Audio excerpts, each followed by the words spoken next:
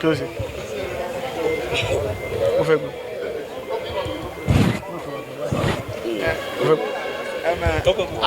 As you can see the way I dressed, Mazi Nnamdi for the purpose of this trial is representing himself in this matter.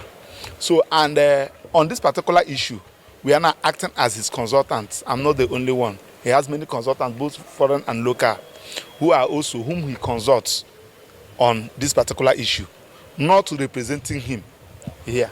Now, if you recall, Mazi Nnamdi has, to tell you that he's ready for his defense, has listed the witnesses he intends to call in this particular matter. So, in the course of consulting, he discovered that the law upon which he's been charged and tried does not exist. So, ordinarily, the court is expected to raise this issue and ask the parties to address him on this issue, whether the law does exist. So now Mazi Nnamdi has raised the issue and said that I cannot enter defense because in a criminal jurisprudence we have a procedure. The procedure is that for you to even assume jurisdiction, there must be a law.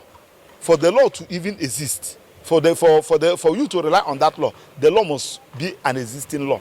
And Mazi Nnamdi now on his own filed a motion on this particular issue, telling my lord that the law upon which I'm being tried does not exist, in line with section 36 sub 12 of the Constitution. But my lord on his own, just like what we said, my lord on his own said that section is talking about conviction. And Mazi Nnamdi said, no, you can't be talking about conviction without trial.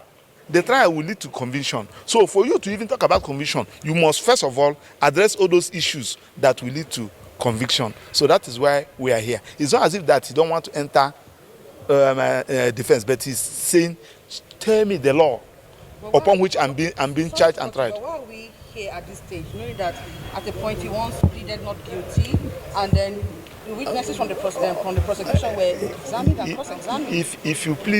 If you say that you are not taking plea, then how will you tell the judge to discharge and acquit you for no trial? Because you first of all plead guilt. Are you saying you first of all plead guilt for court to have jurisdiction for you to even make an application? If you do not plead guilty, there is nothing before the court. So that was the issue. And he's now saying that if the law, the charges upon which I pleaded guilty, does not exist. We are talking about law. Yeah, what about the trial? There was a trial.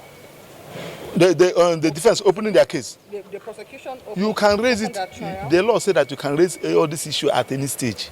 Okay. Before judgment, you can raise it at any stage, either before prosecution open his case, upon prosecution closing his case, or at any stage.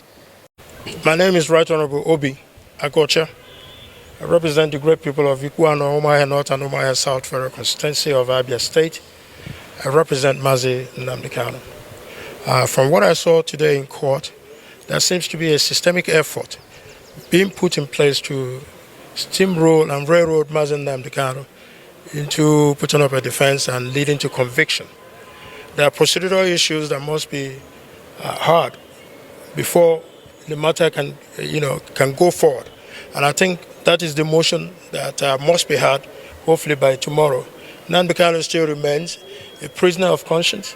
He's been detained unlawfully.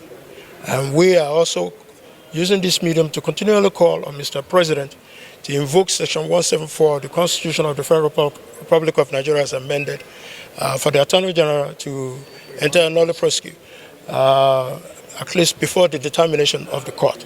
We are very optimistic that Mr. President, that we know is a listening and attentive president, and that he will do the right thing in the shortest possible time. Thank you. My colleague here would like to... Okay, thank you very much. Yeah, thank you very much. Well, as an ordinary citizen, as I'm not speaking now as a lawyer, as an ordinary citizen, if I am brought before a court of law, I should know the law that I have contravened. Yes. You cannot ask me to enter a defense for a law that does not exist. and particularly the law that the Supreme Court itself has declared non-existent. To what will I be defending? We're in a country where our laws are written. This is not England where you have an unwritten constitution or unwritten law. We have a country where all our laws are in black and white. This is a lawmaker here. They made the law we're talking about. And if you ask him, he will tell you that there is nowhere they made chapter 45 of the criminal code. They didn't make it. The Honorable, did you make that law? It is not in existence. So who made that law? Who made that law? Was that law made by the Attorney General's office?